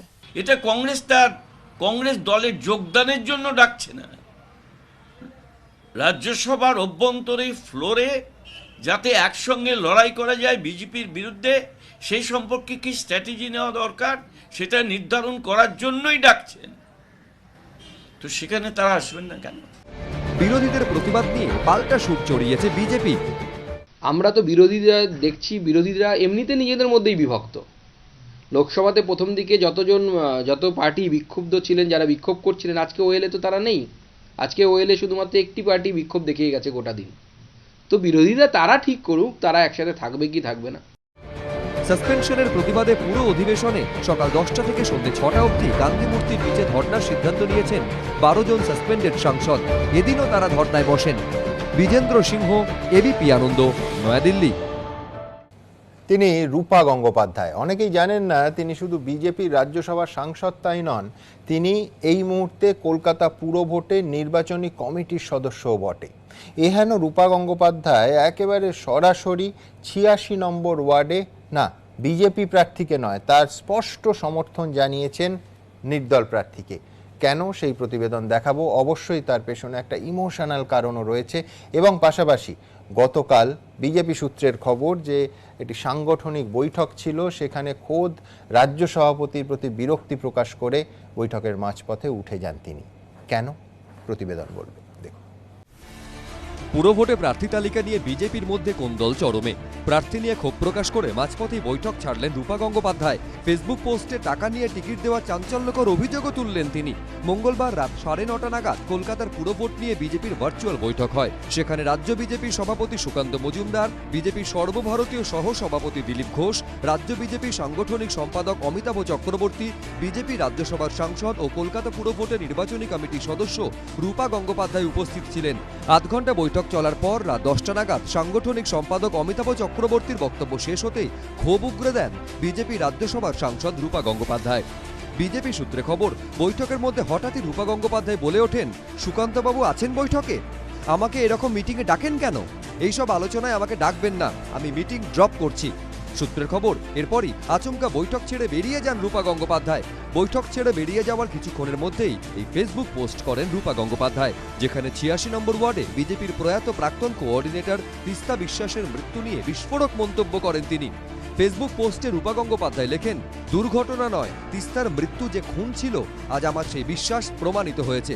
দুঃখিত বাংলা বিজেপি, সীমিত ক্ষমতা অনুযায়ী গৌরবের পাশে আছি। তিস্তা বিশ্বাসের ওয়ার্ডে এবার রাজশ্রী লাহিড়ীকে প্রার্থী করেছে বিজেপি। পাল্টা এই ওয়ার্ডে নির্দল হিসেবে দাঁড়িয়েছেন বিজেপি সদ্য প্রয়াত বিদায়ী কাউন্সিলরের স্বামী গৌরব বিশ্বাস। আর প্রকাশ্যে বিজেপির ঘোষিত প্রার্থীকে নিশানা করে নির্দল প্রার্থীর পাশে দাঁড়িয়েছেন রাজ্যসভার সাংসদ ও বিজেপি নেত্রী রূপা গঙ্গোপাধ্যায়। ফেসবুকে নিজের পোস্টের কমেন্ট সেকশনের এক জায়গায় তিনি লেখেন, বন্ধুর পেছনে ছুরি মারা পাবলিক রাজশ্রী লাহিড়ী। রাজশ্রী কোনোদিন কারুর হতে পারে না।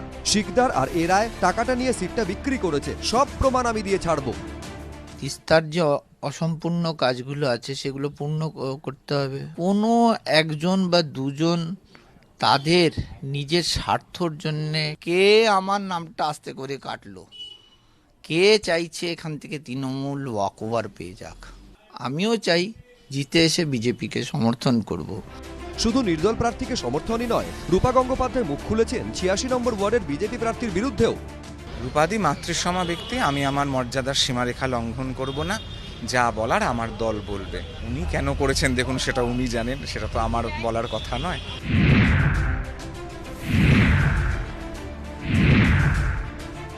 বিজেপি ভেবে দেখুক যে মমতা বন্দ্যোপাধ্যায়ের বিরুদ্ধে লড়াই করবার জন্য যে অর্থের ব্যবহার, ক্ষমতার ব্যবহার, কেন্দ্রীয় সংস্থার ব্যবহার করে তারা জমি দখল করবার চেষ্টা করছে, তাদের এই রাজ্যে কোনো জমিই নেই।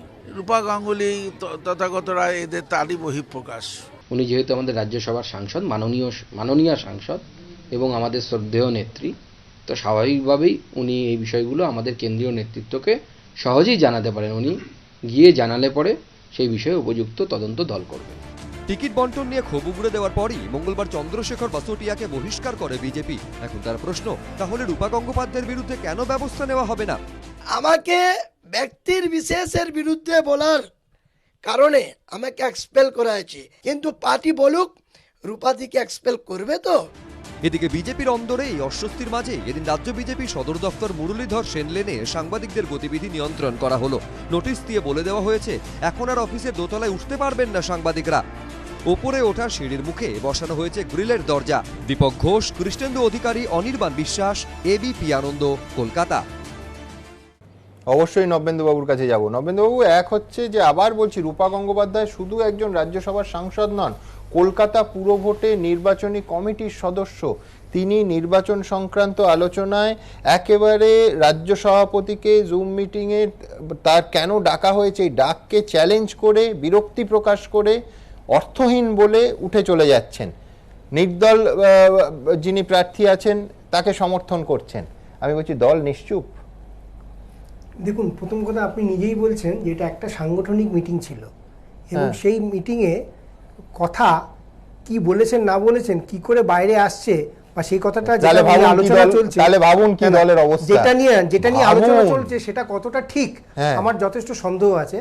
আর সেকেন্ড জিনিস যেটা বলছি, রূপাদি আপনারা যেটা বললেন যে না বলা টলা নয়, একেবারে স্পষ্ট ওনার সোশ্যাল মিডিয়া অ্যাকাউন্টে কোনো দলীয় সূত্রের খবর নয়, একেবারে পরিষ্কার বলছেন এবং স্পষ্ট করে দিচ্ছেন যে টাকা নিয়ে প্রার্থী পদ বিক্রি করা হয়েছে বিজেপিতে। মানে হুবহু কিছুদিন আগে প্রাক্তন রাজ্য সভাপতি তথাগত রায় যা বলেছিলেন, যা ইঙ্গিত দিয়েছিলেন। দেখুন উনি কি বলেছেন, এবং আমি এটাও শুনেছি উনি কিছুক্ষণ পরে ওটাকে ডিলিটও করেছেন, আমার কাছে যেটুকু খবর আছে। তো উনি ইমোশনালি কি বললেন, উনি ডিলিট করেছেন না সেটা আছে, কথাটা কথা হচ্ছে সত্য না অসত্য। শুনুন, আলোচনা পার্টি মানে বিজেপি এমন একটা সুশৃঙ্খল দল যে এখানে ভেতরে আলোচনা করে অনেক কিছু সলভ করা যায়।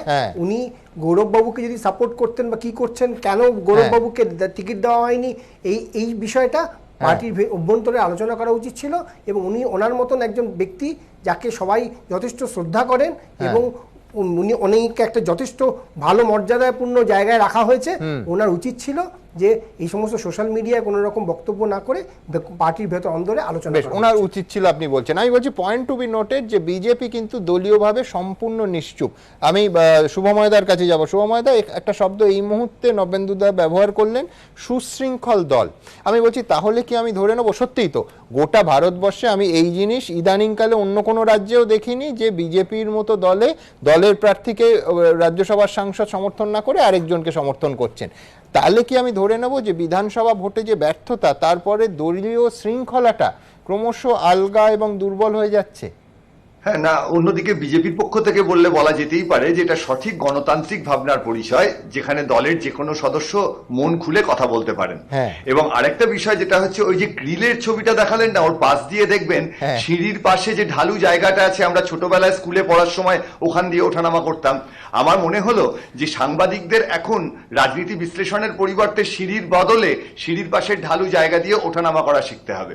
অর্থাৎ এত বড় একটা রাজনৈতিক দল যার একটা বিপুল ইতিহাস আছে 1925 সাল থেকে শুরু করে, সেই রাজনৈতিক দল 80-র দশকে যারা বিজেপি নামে ভারতবর্ষে এলেন, সেই রাজনৈতিক দলটি ভারতবর্ষের বিভিন্ন জায়গায় তাদের মত কেউ সমর্থন বা না সমর্থন করতে পারেন, অত্যন্ত সুশৃঙ্খল ভাবে একটা দল এগিয়ে চলছিল।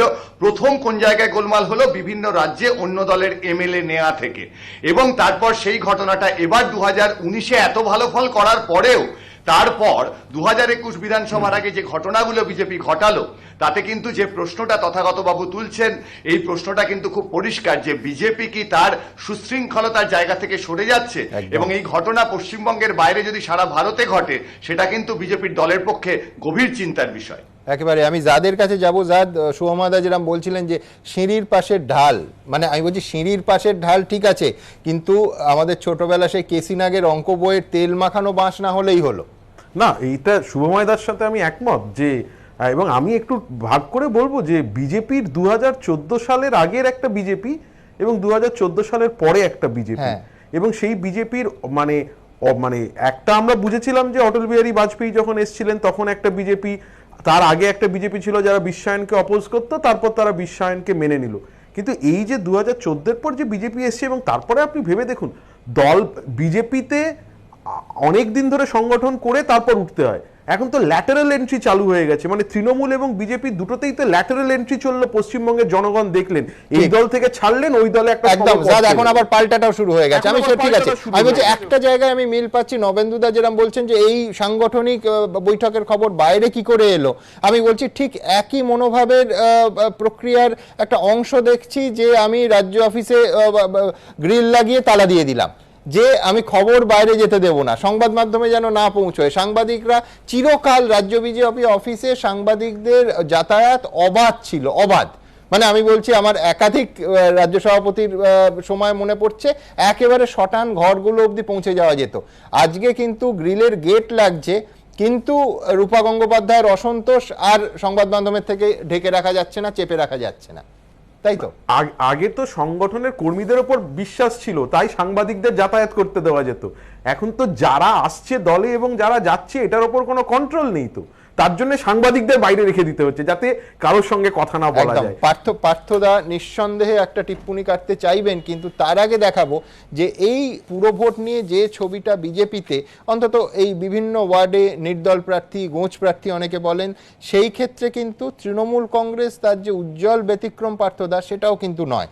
73 নম্বর ওয়ার্ড এবং যে ওয়ার্ডে বসে স্টুডিও থেকে আপনার সঙ্গে কথা বলছি সেই 68 নম্বর ওয়ার্ড, এই দুটো ওয়ার্ডের ছবিটা আমি দ্রুত একটা প্রতিবেদনে দেখাবো, তারপরে অবশ্যই পার্থ ভৌমিকের কাছে আসবো।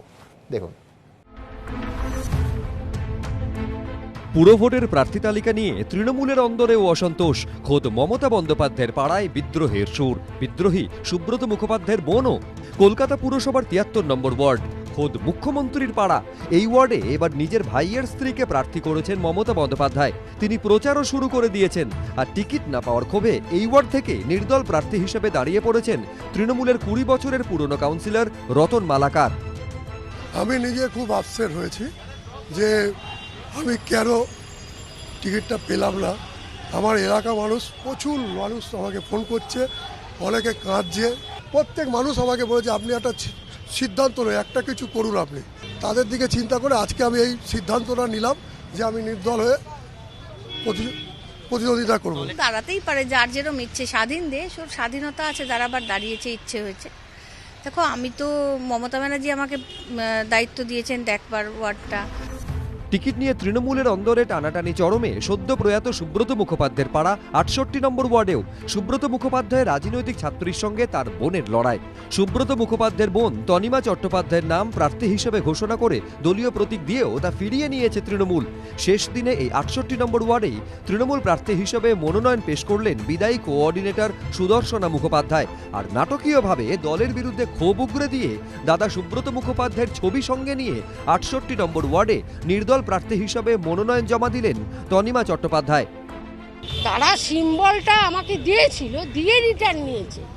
58টা হচ্ছে সুব্রত মুখার্জি, আজ 50 বছর ধরে ওইখানে রাজনীতি করছেন এবং তিনি বলে গেছেন, বোধহয় লিখিতও দিয়ে গেছেন, যে যেন ওখানে সুদর্শনা মুখার্জিকে ক্যান্ডিডেট না করা হয়।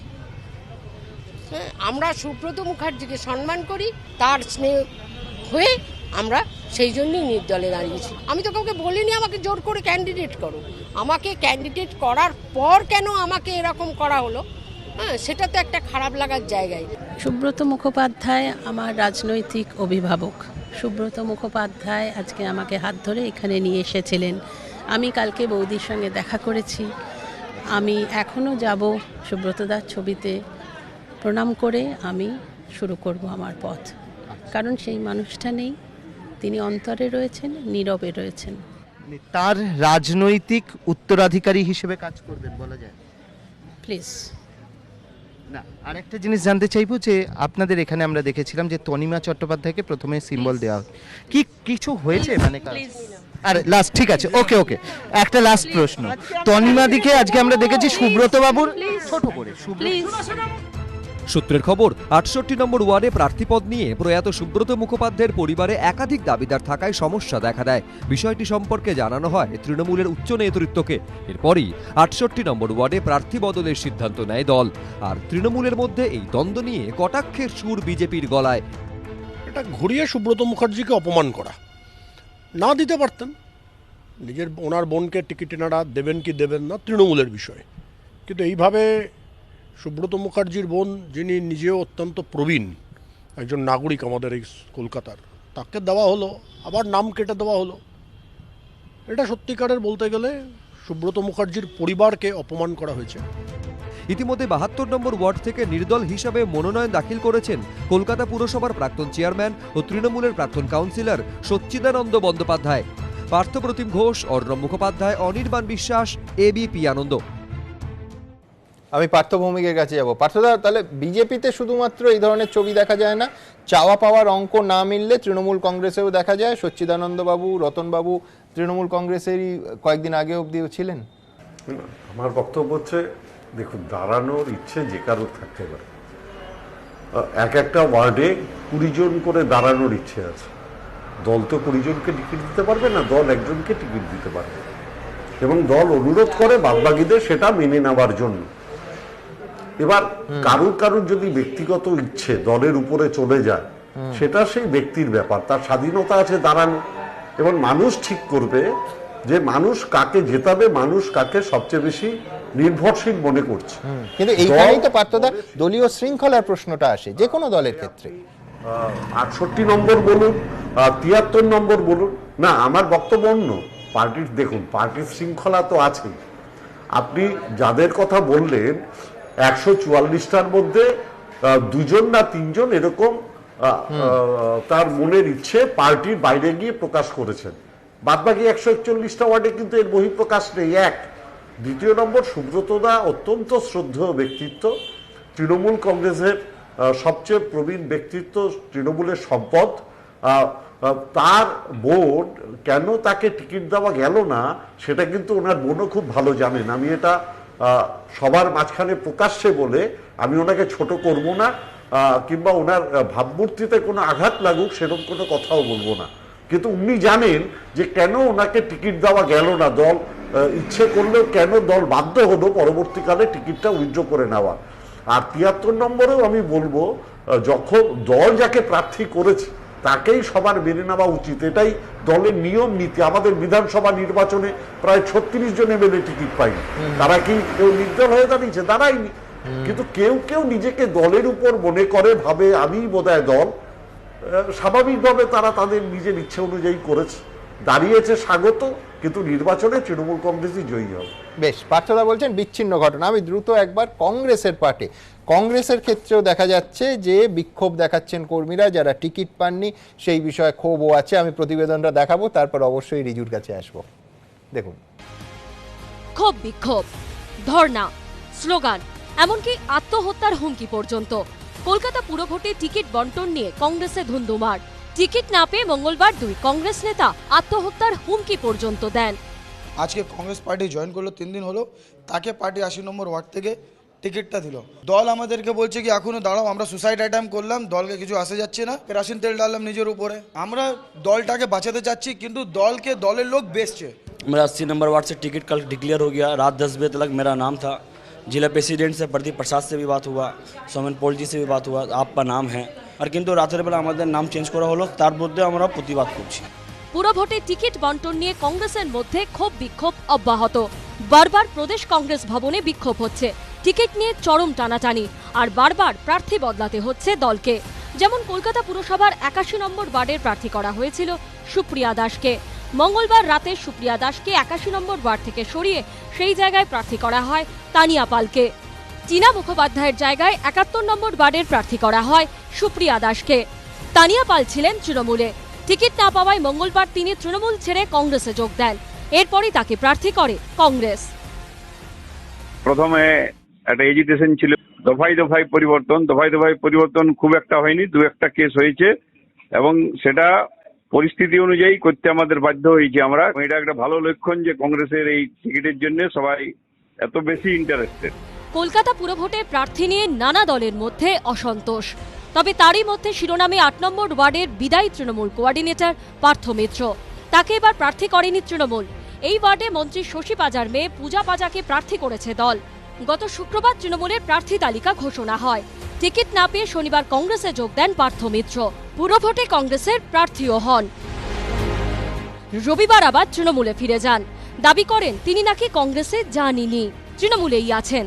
কিন্তু তারই মধ্যে রাজাবাজারে কংগ্রেসের অনুষ্ঠান থেকে তৃণমূলের বিদায়ী কাউন্সিলর পার্থ মিত্রর এই ভিডিওটি ভাইরাল হয়ে যায়, যেখানে তিনি নিজের দলেরই মন্ত্রী শশী পাজাকে তীব্র আক্রমণ করছেন এবং টাকা দিয়ে টিকিট বন্টনে চাঞ্চল্যকর অভিযোগ করছেন। অন্ধ্রপ্রদেশের মহিলা এখনো বাংলা ভালো লিখতে জানে না এবং অনেক টাকার খেলায় অনেকে অনেক টিকিট পেয়েছে। নয়ের যে ক্যান্ডিডেট হয়েছেন তিনি কর্পোরেশন থেকে 4 কোটি টাকা ব্যাংকার, সেই ভয়ে তাকে টিকিট দিয়েছে 9 নম্বর ওয়ার্ডে। একটা জিনিস জানতে চাইবো, একটা ভিডিও ভাইরাল হয়েছে, এটা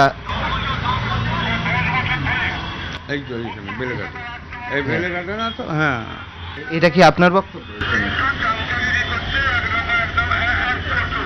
হ্যাঁ, এটা আমি শশী পাজা সম্বন্ধে আপনার বক্তব্য এখানে রয়েছে? না, আমি এই ব্যাপারটা বলিনি। এবার কিছু বাজারে ফলে বেরিয়েছিল আই প্যাকেট হয়ে, আমার ছেলে সেই টোপও খেলো সেই ফলেদের আন্ডারে। কিন্তু আমি বলছি দেখ, আমি কিন্তু তৃণমূল কংগ্রেসই করব। আমি কারো শিক্ষা দীক্ষা নিয়ে কিছু জিজ্ঞেস করছি না, প্রশ্ন করছি না, কিন্তু মানুষ অল্প শিক্ষার মধ্যেও ভদ্রতার জন্য বেশি শিক্ষা লাগে না। অন্ধ্রপ্রদেশ, টাকা পয়সা, এই সমস্তটা অত্যন্ত ডিফামেটরি স্টেটমেন্টস। সুতরাং আমাদের যারা আছেন উচ্চস্তরীয় নেতৃত্ব, আমার মনে হয় তারাই জবাবটা দেবেন। সব মিলিয়ে প্রার্থী নিয়ে যুদ্ধ চলছেই। ব্রতদীপ ভট্টাচার্য, অর্ণব মুখোপাধ্যায় ও হিন্দলদের রিপোর্ট, এবিপি আনন্দ। রিজুর কাছে এখানেই আমার প্রশ্ন। বিজেপি বুঝলাম যে বিজেপি কেন্দ্রে ক্ষমতায় আছে, তৃণমূল বুঝলাম রাজ্যে ক্ষমতায় আছে, কিন্তু কংগ্রেসের টিকিট নিয়ে এত ডিমান্ড। আমি বলছি যে একজন প্রার্থী শোনা যাচ্ছিল যে টিকিট না পেলে আত্মহত্যার হুমকি দিয়েছেন, মানে প্রদেশ কংগ্রেস দফতরে। আমি বলছি, আমি প্রথমে ভাবলাম যে ভুল শুনছি না তো, টিকিট পেলে আত্মহত্যা বলছেন না তো, যে না পেলে আত্মহত্যা। আমি বলছি রিজু, এই হাই ডিমান্ড কেন? কাউন্সিলর নির্বাচনে, কর্পোরেশন নির্বাচনে প্রদেশ কংগ্রেস অফিসে কার্যত প্রার্থীরা টিকিটের জন্য ধর্নায় বসছেন কেন? মানে পার্টির পক্ষে নিঃসন্দেহে স্বাস্থ্যকর, কিন্তু ওয়াই? না, প্রথম কথা হচ্ছে যেটা শুনেছো সেটা আমি চাক্ষুষ দেখেছি আর কি। আমি সেদিন পার্টি অফিসে বসেছিলাম যখন ঘটনাটি ঘটে আর কি, এবং একদিন না, পরপর 2 দিন ঘটে। এটা point is not that. Point হচ্ছে যে কংগ্রেসের টিকিট নিয়ে লোকজন মারামারি করছে, এটাই তো মানে শুড বি আ ভেরি মানে positive signal towards the party's organisation. আমার বক্তব্য হচ্ছে যে পার্টির টিকিট নিয়ে, ডিস্ট্রিবিউশন নিয়ে ক্ষোভ বিক্ষোভ থাকতেই পারে, সব দলের মধ্যেই আছে, এবং এটাকে আমি ব্যক্তিগতভাবে মনে করি না এটার মধ্যে কোনো অন্যায় আছে। অ্যাসপিয়ারেন্ট যারা থাকবে তারা একাধিক লোক এসে একটা পার্টিকুলার সিটের জন্য দাবি করবে, এটা লার্জার পার্সপেক্টিভে আরও বেশি করে হয়। কর্পোরেশন বা পৌরসভাতে যেহেতু লোকাল বডি ইলেকশন হয়, সেখানে আরও বেশি মানে উগ্র থেকে উগ্রতর হয় ব্যাপারগুলো। এটার মধ্যে আমি দোষের কিছু দেখি না।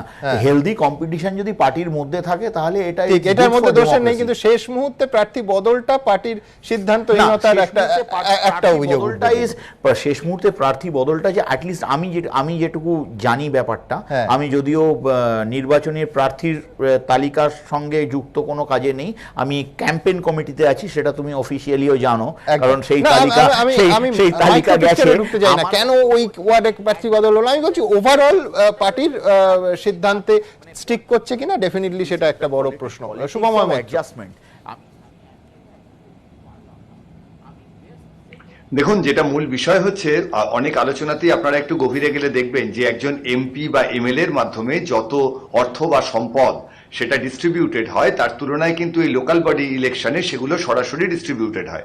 এবং আমাদের দেশে, আমি শুধু দুর্নীতির কথা বলছি না, আমাদের রাস্তা বানানো বা এইসব জায়গার থেকে যারা রোজগার করেন তারা কিন্তু ভীষণভাবে রাজনৈতিক দলের সঙ্গে, এই যে ক্লায়েন্টেলিজম এটা তো আছেই, সেই জায়গায় আমার যেটা মনে হচ্ছে শুধুমাত্র তৃণমূলের প্রার্থী হয়ে জেতা নয়, কারণ তৃণমূলের প্রার্থী হলে বা জেতার প্রবাবিলিটি বেশি, অন্যান্য রাজনৈতিক দলের প্রার্থী হয়েও সেইখানে সমাজে একটা জায়গায় একটা ইনফ্লুয়েন্স খাটানো কিন্তু তৈরি করতে চাইছেন মানুষ।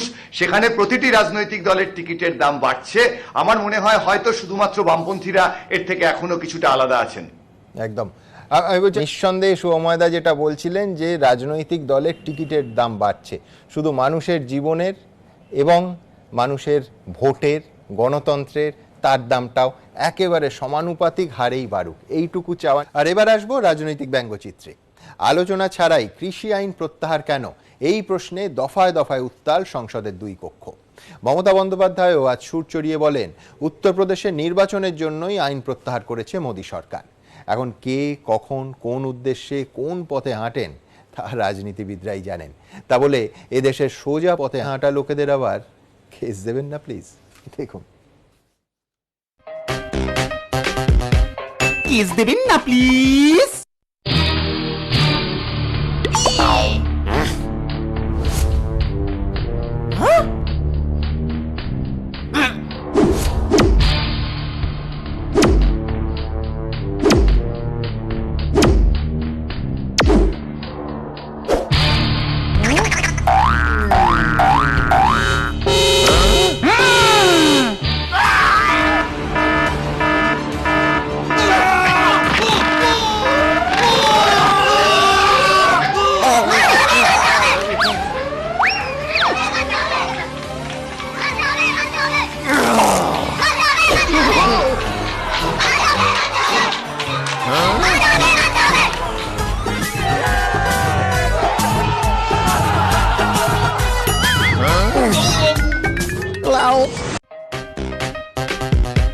কেস দেবেন না প্লিজ।